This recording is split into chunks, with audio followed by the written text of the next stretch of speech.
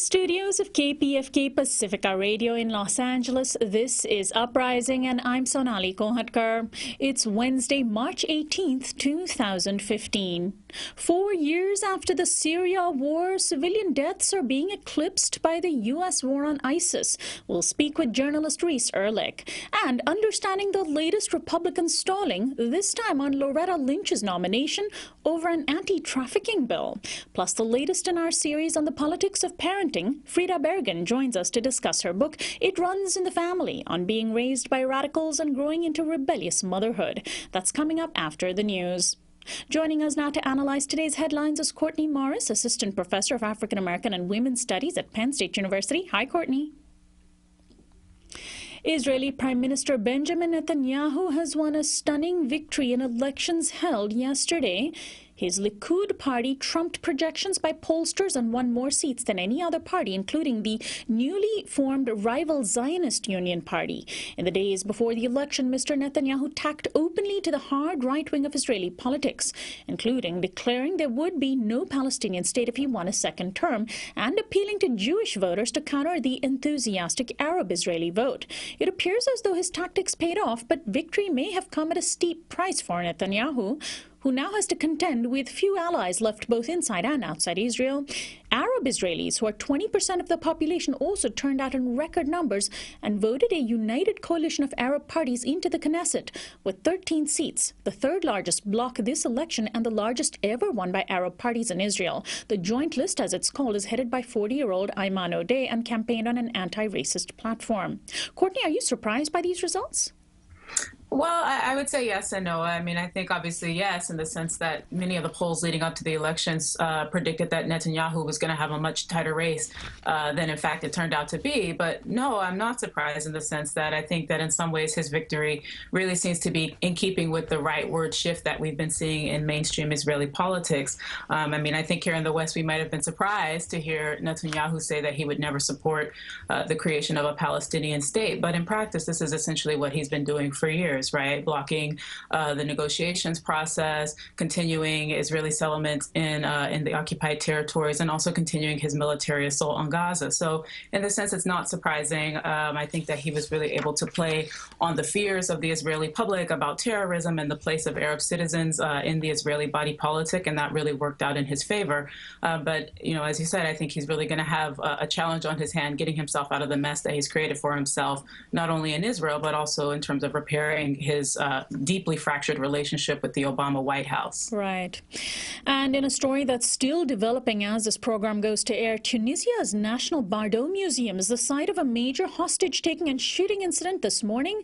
2 or 3 armed men apparently took several people hostage and killed at least 8 people in the Tunis Art Museum, 7 of them foreigners.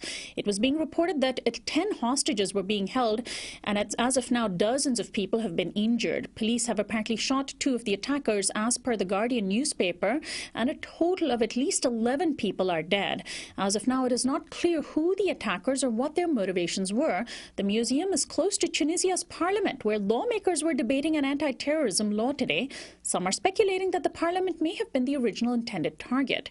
Meanwhile, here in the U.S., early this morning, a drive-by shooting in Stockton, California, left 3 people dead and 4 injured near a convenience store. The circumstances of that attack are still unknown, but authorities are calling it one of the worst mass shootings in the city's recent history. Courtney, it's too early to tell what has happened at either of these shootings, but the common thread seems to be access to firearms. What do you think? Well, I think there's definitely some truth to that, although, you know, these are very different cases. I mean, obviously in Tunisia, you know, Tunisia's been dealing with the challenge of you know, these sorts of attacks since the successful regime change that took place there following the Arab Spring. And certainly there are indications that this may be a related kind of attack, especially in light of the discussion of the anti-terror bill, but also in light of the killing of a Libyan man, Ahmed Rouisi, who was suspected to have been involved in several terror attacks in Tunisia. So there's a possibility that those may be linked, but we're not sure yet. But in Stockton, you know, the case is a lot less clear. I mean, I think that we have so many of these kinds of random killings in the U.S. It suggests that perhaps we really need to rethink our relationship to guns and to the Second Amendment, because weapons are just way too accessible in this country, and the results of it are are awful. And by the way, the Tunisian prime minister is now announcing that 19 people are dead in Tunisia. Finally, in Europe, a mass action in Frankfurt against the European Central Bank, or ECB, has put police and authorities on edge. At least 10,000 people marched under the title of Blockupy, a name derived from the Occupy Wall Street movement, to denounce anti-austerity policies pushed by the ECB in countries like Greece. The ECB was set to inaugurate a new building that reportedly cost an unimaginable $1.4 billion. The ECB president, Mario Draghi, was scheduled to speak at the opening. Police in Frankfurt say that protesters threw stones and damaged police cars, even setting some of them on fire. The criticisms by protesters echoed what Greece's new finance minister, Yanis Varoufakis, has been saying, that these banks have stood in the way of solving Europe's financial crisis. Well, Courtney, Greeks are starving, and the ECB built a new building for $1.4 billion. Are you heartened to hear that people are protesting? I absolutely am heartened to hear that people are protesting. I mean, austerity measures simply do not work. And in Greece, the consequences of this have been disastrous. There have been massive cuts to public sector employment, increased homelessness, increased rates of suicide, a number of people who have lost access to public health care. It's just not working. And I think that people are finding that even though transnational financial institutions like the IMF and the ECB are willing to bail out banks and governments, but they're not willing to bail out people. And they're making decisions, policy decisions, that affect the lives of regular citizens, and citizens have no oversight in that process, and these institutions have no accountability to the people who are most impacted by these kinds of measures. So I think it is a heartening sign to see this sort of movement growing, and hopefully we'll see it spread to other places as well. Courtney, always a pleasure to have you on. Thanks so much. We'll talk to you next week. Bye, Sonali. Courtney Morris is an assistant professor of African American and Women's Studies at Penn State University. This is Uprising. We'll be right back.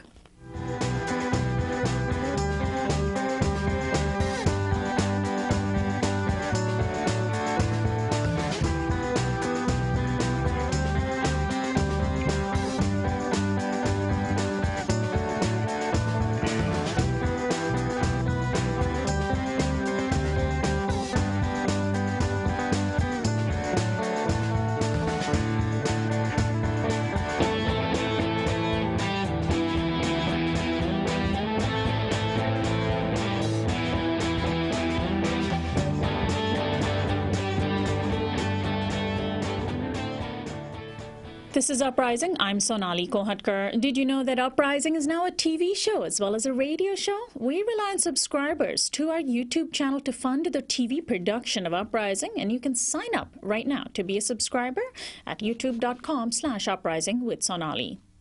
It's been just over 4 years since the horror that is the Syria war began. No, I'm not talking about the Islamic State and its conquest of northern Iraq and Syria, which seems to have eclipsed the wider war inside Syria.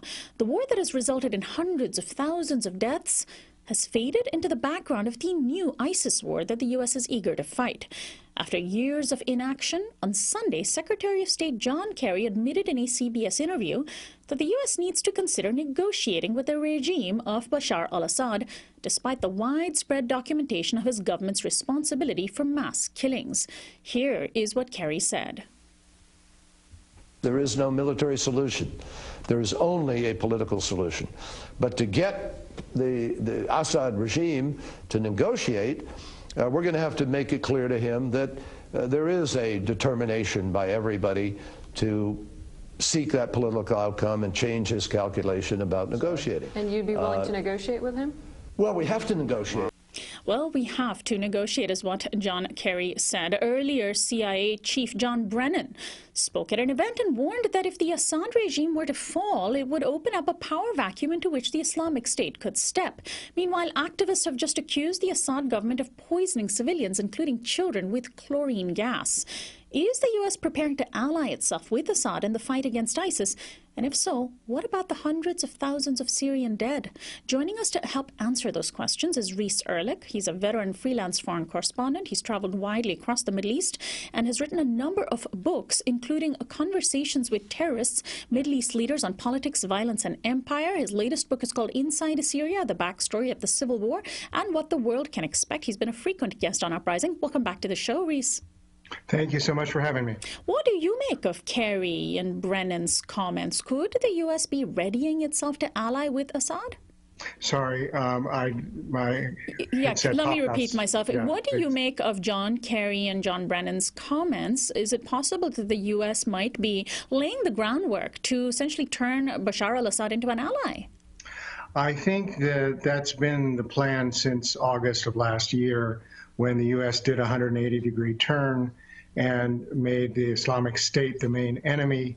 The result was that Assad and Iran actually became tacit allies. And now I think they're taking the next step, which is to try to make it a actual formal arrangement. I don't think it's going to get very far because I don't think Assad trusts the United States. Well, speaking of not trusting the U.S., just this morning, apparently, a U.S. drone was shot down over Syria by the Syrian government that claimed that it was a hostile a drone and vehicle that was flying overhead that the U.S. was in charge of. And so those are the sorts of things that we do see. As you said, it seems as though the Assad government may be the one pushing the U.S. a little bit away.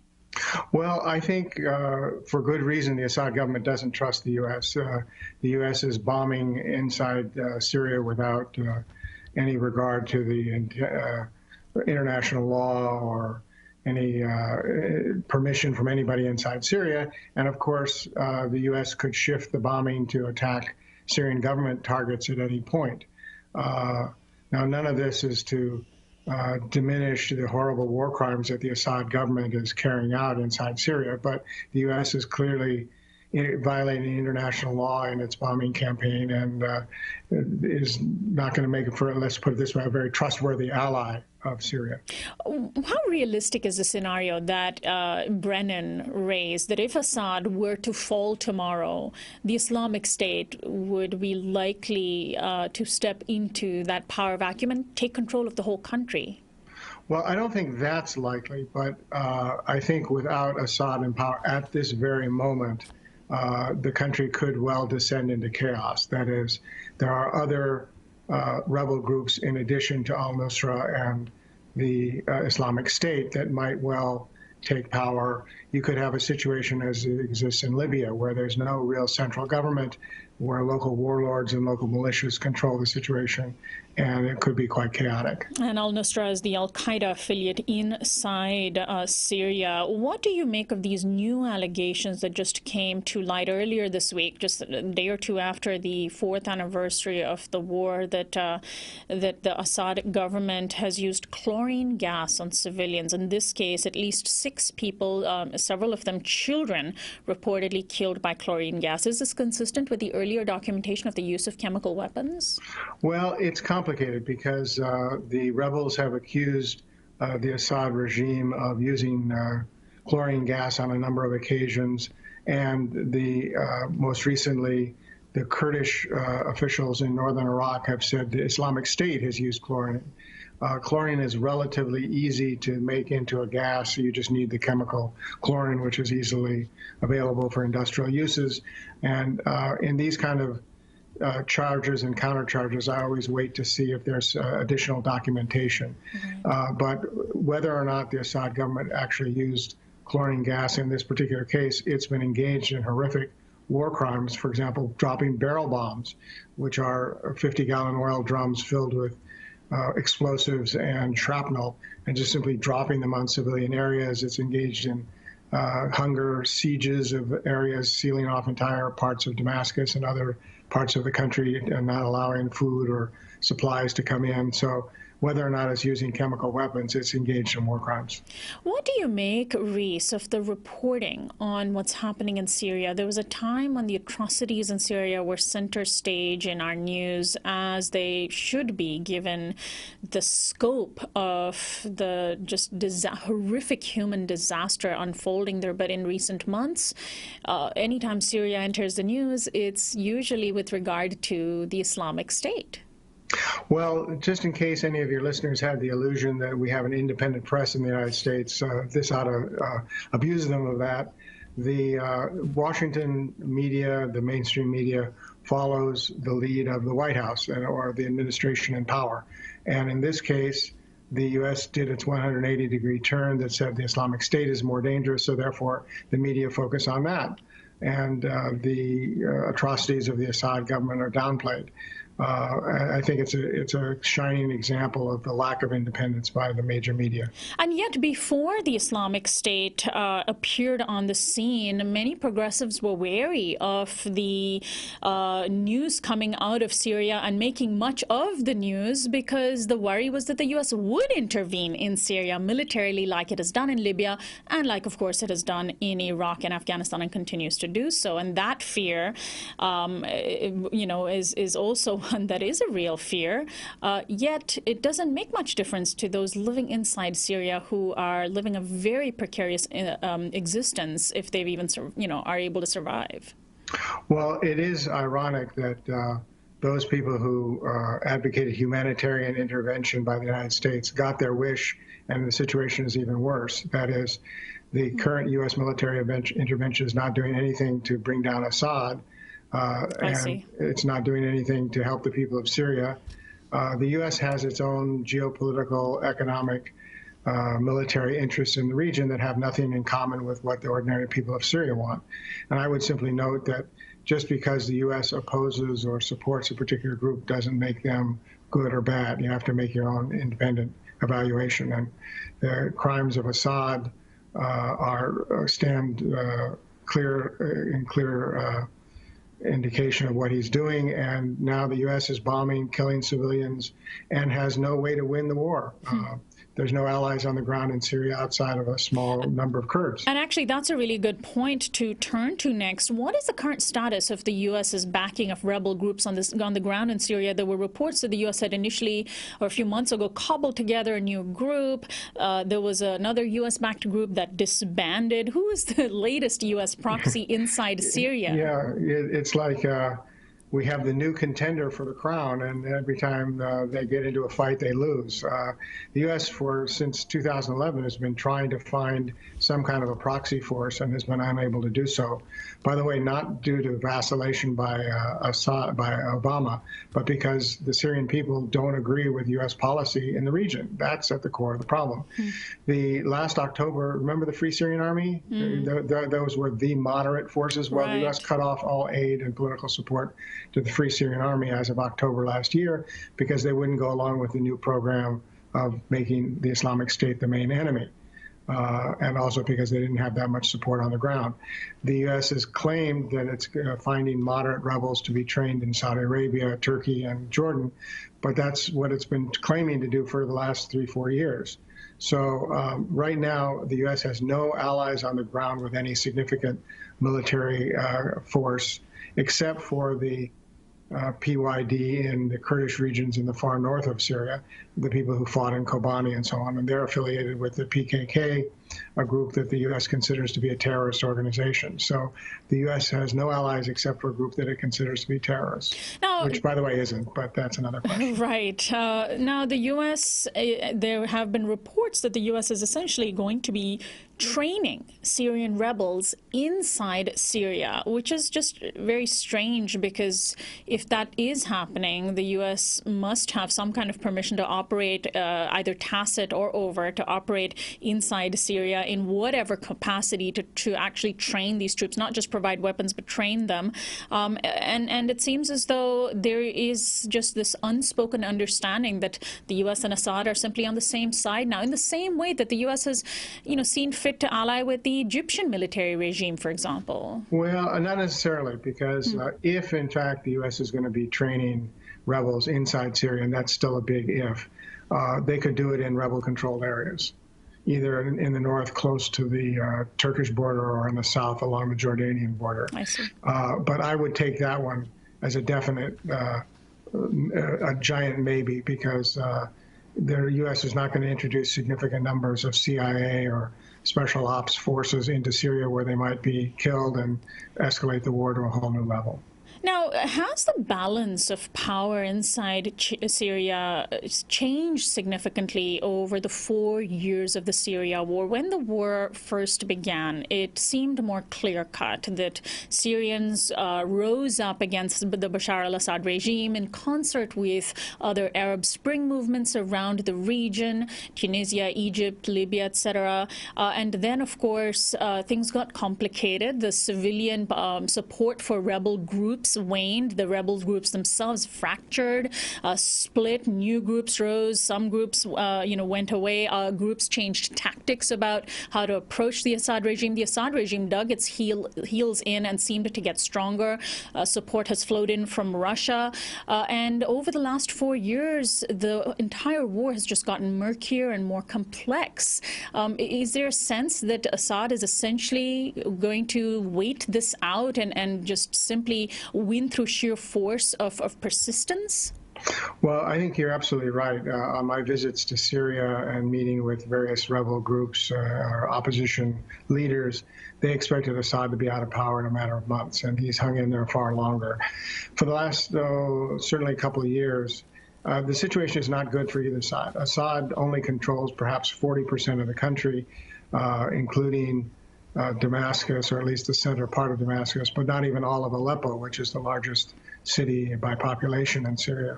The rebels, on the other hand, control perhaps 60%, but they're fragmented among various factions, including the extremist groups and, shall we say, less extremist groups. But they don't get along with each other. They're not able to govern in a coherent way. So it's a military stalemate at the moment. And that's one of the reasons you haven't seen much progress for the UN or other efforts to have a political settlement, because both sides think that they can still win.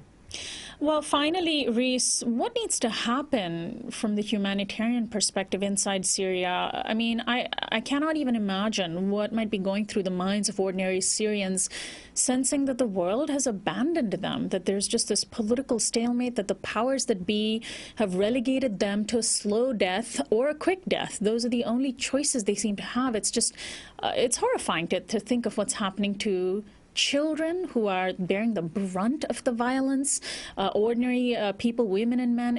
I mean, it's a tragedy. It is. It's a humanitarian tragedy of enormous proportions.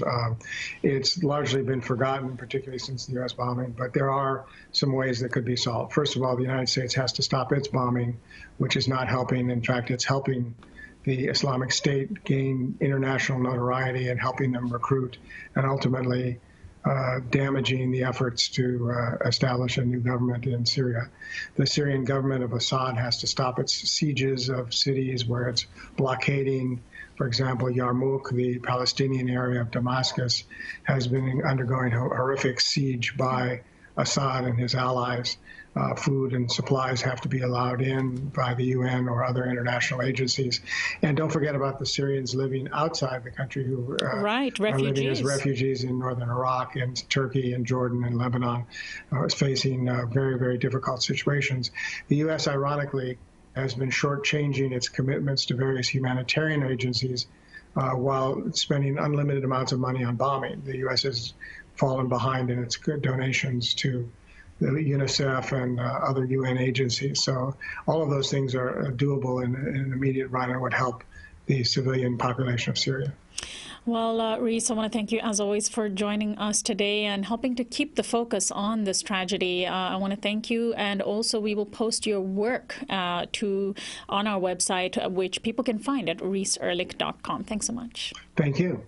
My guest, Reese Erlich, is a veteran freelance foreign correspondent. He's traveled widely across the Middle East and has written a number of books, his latest being Inside Syria, the backstory of the civil war and what the world can expect. This is Uprising. We'll be right back.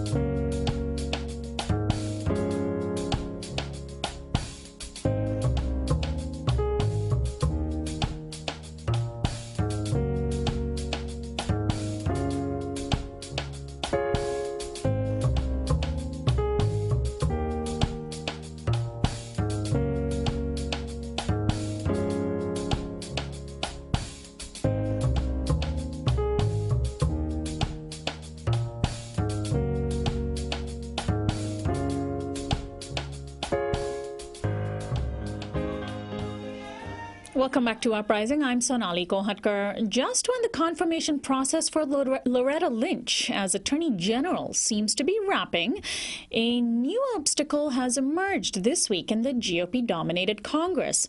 And as expected, it is a bizarre obstacle. An anti-human trafficking bill pushed by the GOP was held up this week by Senate Democrats over language concerning abortion. So Republicans hit back, saying they would hold Lynch's nomination hostage until the bill passed. Joining us to try to make sense of what's happening in the Capitol today is David Dayen, contributing writer to Salon and a weekly columnist at the Fiscal Times. Welcome to Uprising, David. Thanks for having me. Well, what does abortion have to do with the anti-trafficking bill? What does the anti-trafficking bill have to do with Loretta Lynch? I don't think any of these things have anything to do with one another, but the Republicans have basically placed this abortion language into this human trafficking bill without the knowledge of the Democrats on the panel. Dianne Feinstein just today on NPR mentioned that her staff was unaware when they read the bill that certain numbers in that bill referred to this abortion language, and Democrats basically said they would not move forward on it.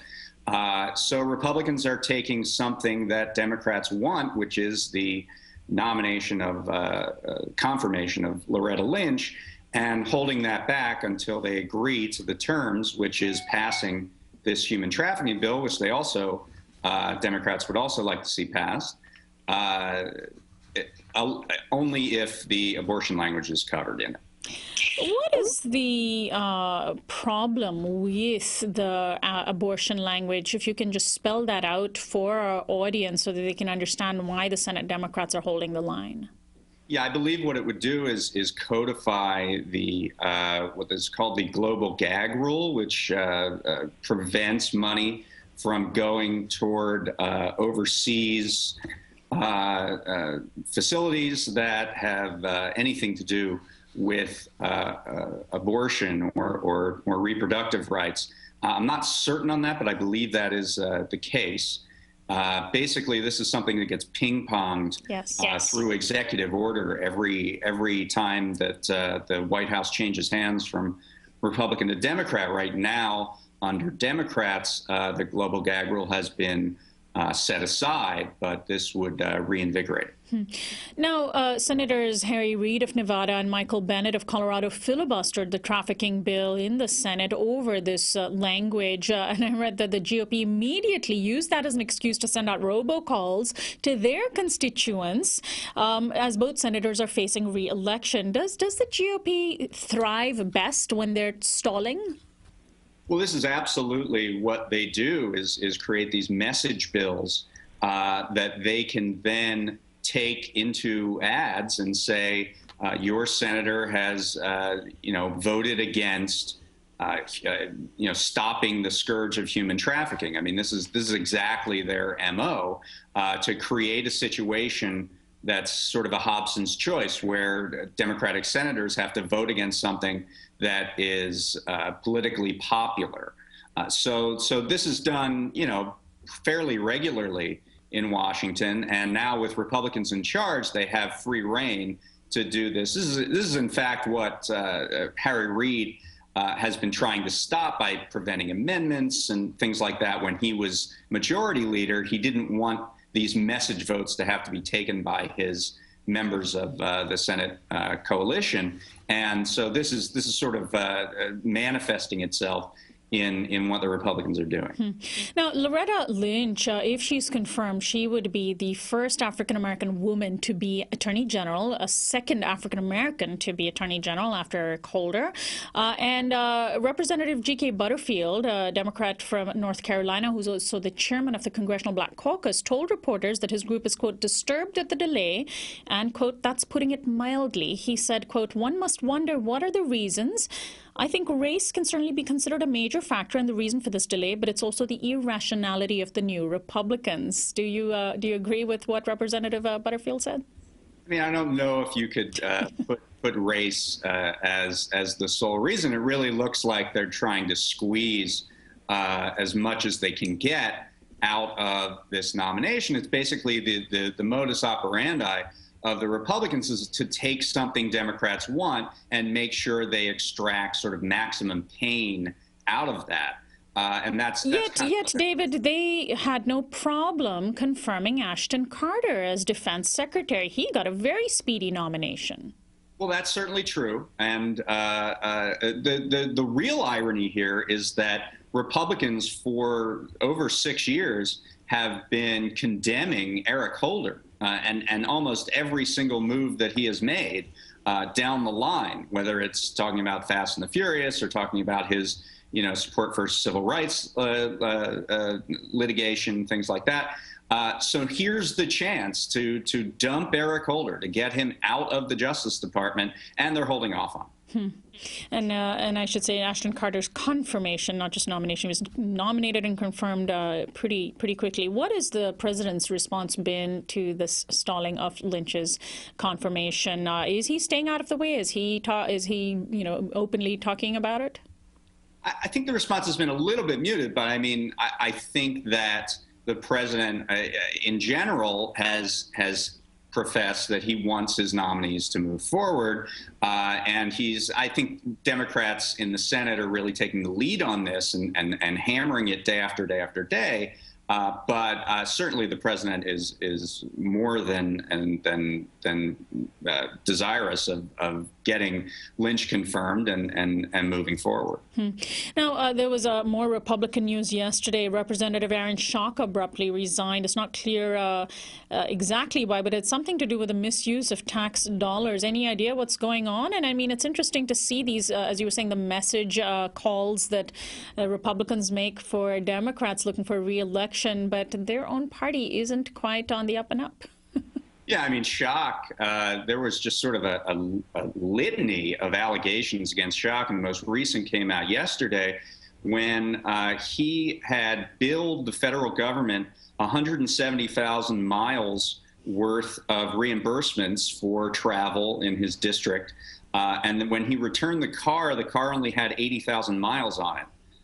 So that is a clear discrepancy of at least 90,000 miles, it translates to $50,000. So that's sort of petty theft that's going on from, a member of the party that's supposed to be the fiscally responsible one. There were other allegations about plane trips and free trips from donors and the use of taxpayer money to decorate his office in very grandiloquent manner, sort of in the manner of Downton Abbey. Oh, my goodness. There was a lot going on with Aaron Schock. But God forbid that tax dollars are used for things like Social Security, Medicare, Obamacare, etc. The Republicans do manage to move fast when it comes to cutting the budget. And this week, the latest GOP-designed budget was released, and Paul Ryan's vision seems to once more have been infused into the entire thing. In a nutshell, the budget repeals Obamacare, overhauls Medicare, increases the military budget, and overall puts in cuts of $5.5 trillion. I'm guessing none of this is very surprising for you. No, not at all. And actually, the most interesting thing about it is how the numbers actually don't add up. There's one part of the budget that includes $1.1 trillion in something very vaguely called other mandatory spending that is not really noted or explained in any real way. What they call this in budget terms is a magic asterisk. When your budget can't line up and you can't get to balance that you want to in 2024, but you don't want to be knowingly sort of whacking discretionary spending or vulnerable people, you put in, and we're going to cut up 1.1 trillion more somehow. So it's a magic asterisk that gets you magically to budget balance, but it's not really based in reality. Well, finally, David, how serious a battle looms ahead of us over this budget? Do you foresee a major, prolonged and protracted government shutdown with this new Republican control of Congress that, as we've said before, is exactly the atmosphere within which the Republican Party seems to thrive, bringing everything to a halt? I don't know about a government shutdown, but certainly there are a number of hurdles, must-pass bills that are going to have to be resolved one way or another, and Republicans seem like they do want to play hardball to get something out of those. And the two big ones are the budget, as you mentioned, and also the debt ceiling, which comes up. We're going to hit the debt ceiling probably right around the same time as the budget, maybe September, October. So those two deadlines fusing together creates a large leverage point for the Republican majority in Congress to try to extract some concessions out of the White House. And it's going to be interesting to see how far they can get. David, I want to thank you, as always, for joining us today. Thank you. My guest, David Dayen, is a contributing writer to Salon and a weekly columnist of the Fiscal Times. This is Uprising. We'll be right back.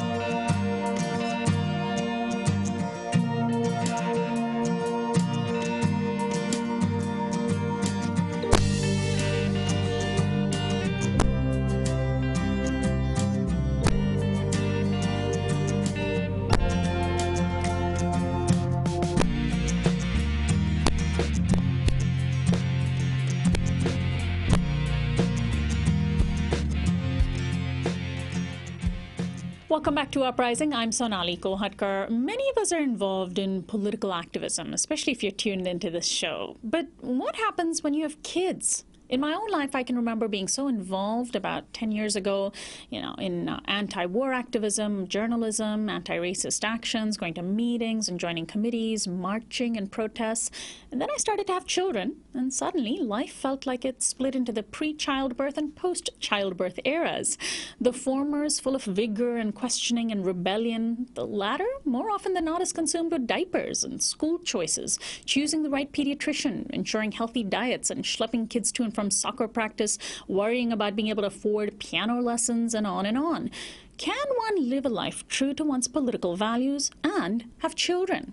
My guest, Frida Bergen, writes about how her parents, who were high-profile activists, raised 3 children and how she attempts to navigate a similar path. Frida Bergen serves on the board of the War Resisters League and helped to found the group Witness Against Torture. She's also worked as a researcher with New America Media's Arms and Security Initiative and also as a columnist for Waging Nonviolence. And she's a mother who's just written the book, It Runs in the Family, on being raised by radicals and growing into rebellious motherhood. And today, as part of our ongoing series on the politics of parenting, we're proud to welcome Frida to the program. Hi, Frida.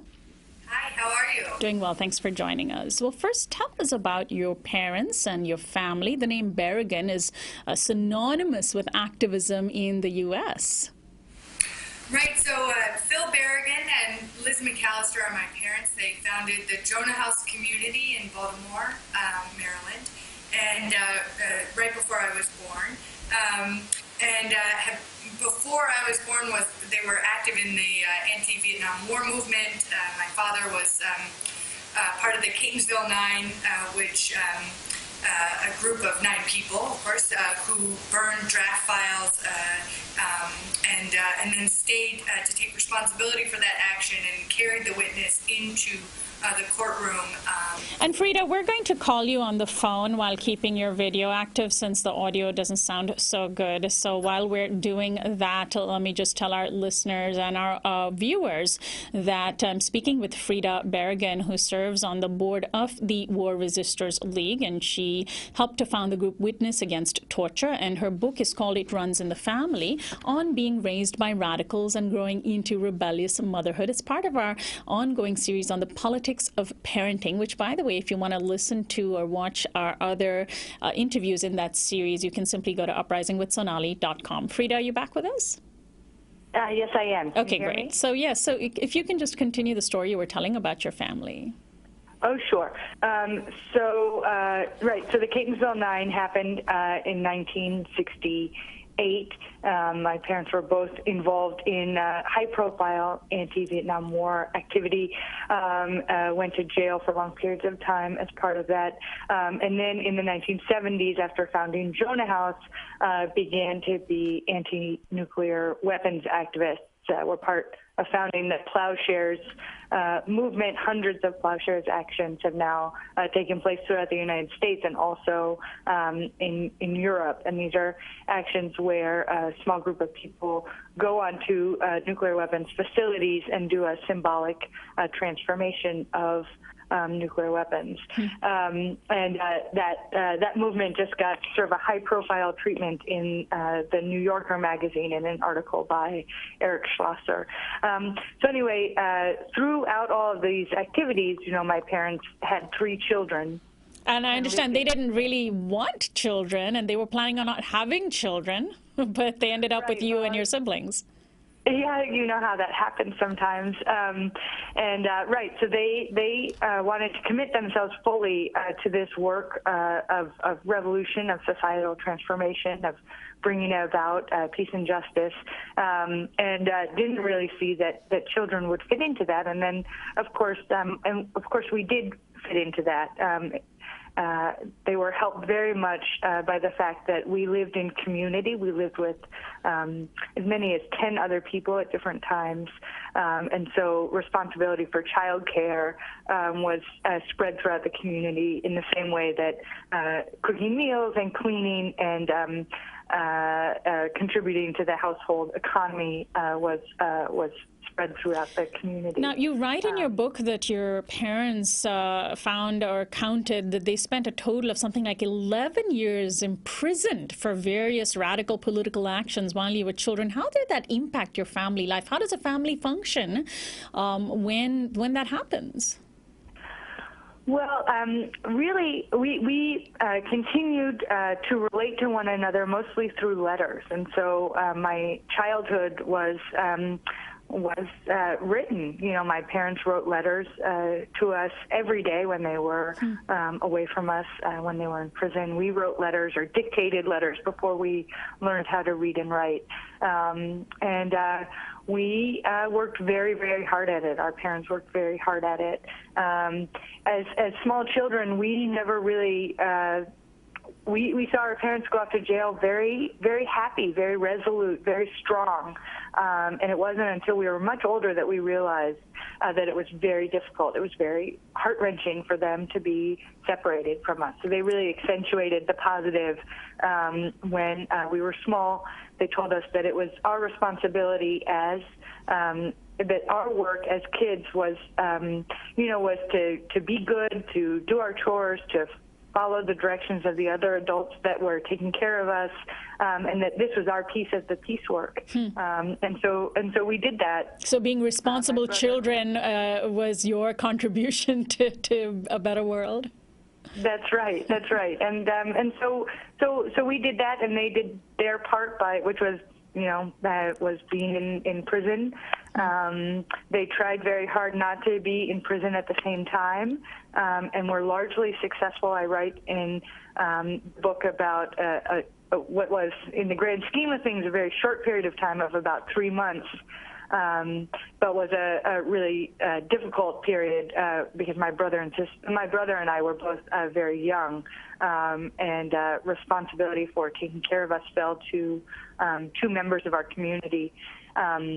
And so after that experience, they tried and succeeded, as far as we can all remember, in not being in prison at the same time. So now you found your life partner, you have children. I understand your husband is a peace activist, so at least you're both on the same page philosophically, which I'm guessing is a big advantage to living your life according to your values. But also you write that the way in which you're raising your children in this modern day is not the same as the way your parents raised you while being activists, right?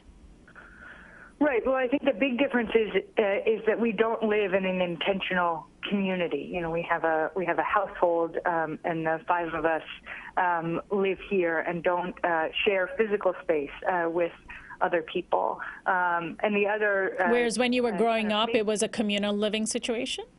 Right. We lived, there were maybe as many as a dozen people living in our household.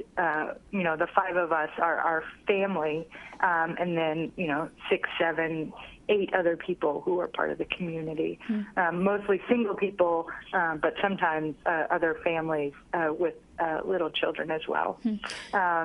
So that's one big difference. We don't live in an intentional community, and the other is that you know, my husband does have a job. He works for an organization that does domestic violence prevention and education, and then they run a shelter for victims and survivors of domestic violence. So in that way, you know, our life is sort of somewhat typical. You know, my husband goes off to work, and I stay home, at least for now, with these little children. I have a 3-year-old, he's almost 3, Seamus, and a 1-year-old Madeline, and then an 8-year-old Rosina. And you're, of course, writing and working from home, but you and your husband are war tax resistors.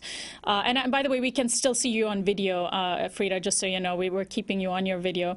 You intentionally try to earn as little money as you can so that you don't have to pay taxes to fund wars. But while you're trying to raise children, how do you do that? I mean, children cost money.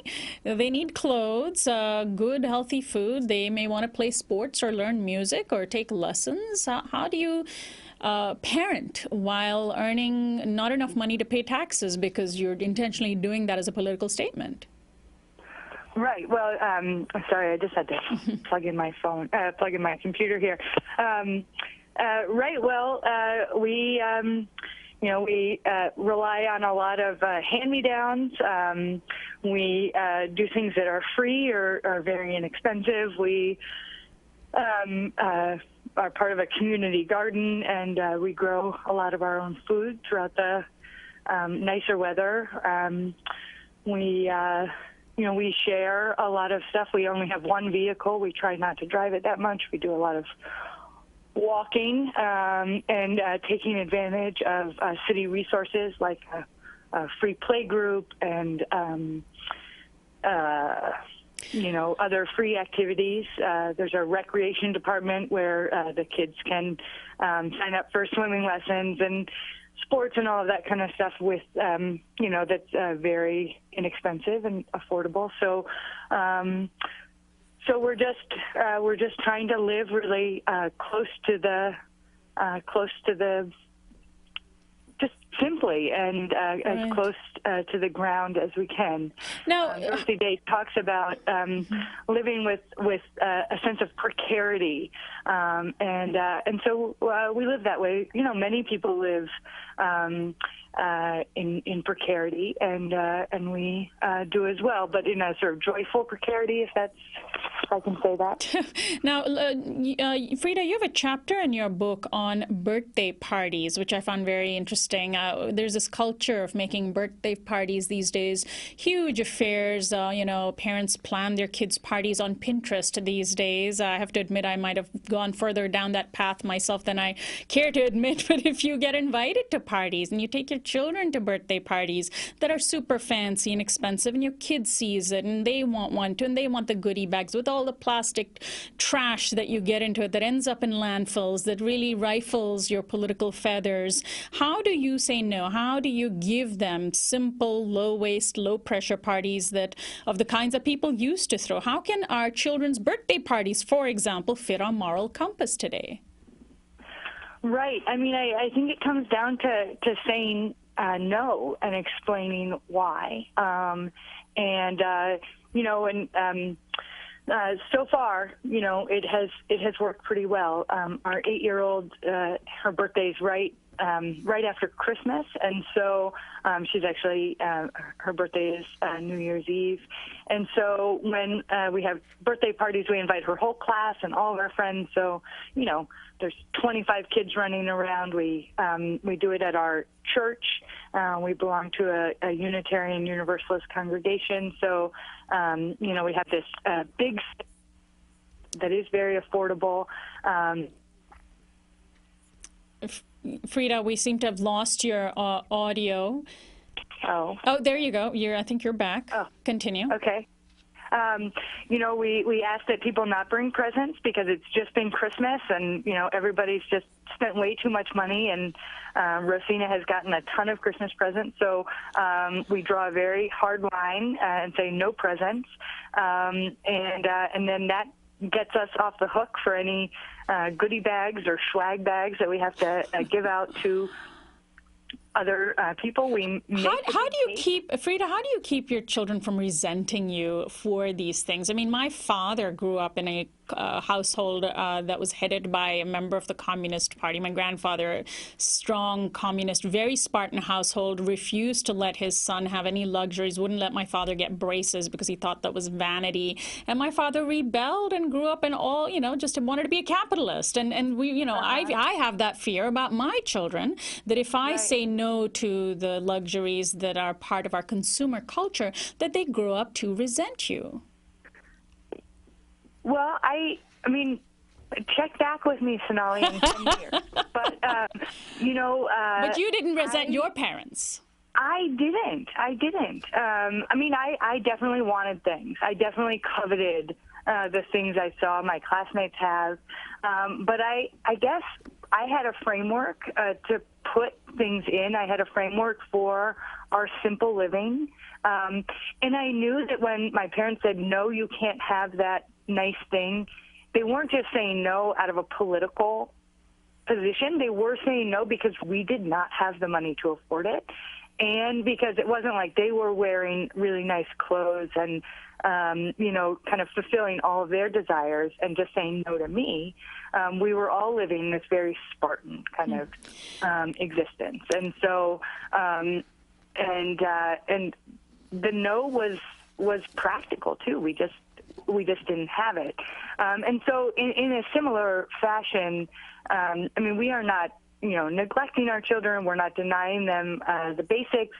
They do have a lot of fun. They enjoy life a lot. They just don't have a lot of just superfluous stuff. And we say no. Just the way we say no, my husband and I say no to our own desires to go out to dinner all the time or go see a lot of movies or, just kind of do you think, Frida, do whatever we want whenever we want to do it? Do you think that you're living your life in this way is actually a privilege? I mean, many Americans actually try to earn more, enough to be able to pay taxes and can't. They don't have the choice. They may not be. They may be hauled off to prison without a choice. They may be forced to have their kids wear used clothing and have too little, again, not by choice. You and your husband have the ability to choose to live a certain way that not everybody has. Is that right? Sure, it is a choice. It's a whole series of choices, and I'm certainly not saying everybody should live the way we're living. There is risk involved in not paying taxes.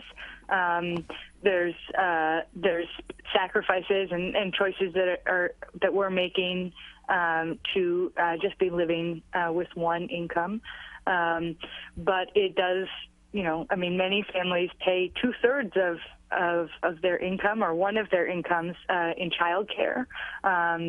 A recent article, depending on where you live, you can pay, 47% of one of your incomes in childcare. And so that is an expense that we do not have. Right. And there are other expenses that kind of are ancillary to that. When you have two parents working, you often need two cars. People you come home from work and you don't want to cook dinner. You don't want to shop for groceries. You end up spending a lot more on food because you order in or you buy food that's already prepared instead of buying, the shopping from the outside of the grocery store, the outer ring of the grocery store instead of the inside of it. And so, Frida, we've been talking about how our politics might get in the way of parenting. Let's talk about how parenting might get in the way of politics for those people who are political activists who don't have children by choice. It can be a political act to be childless.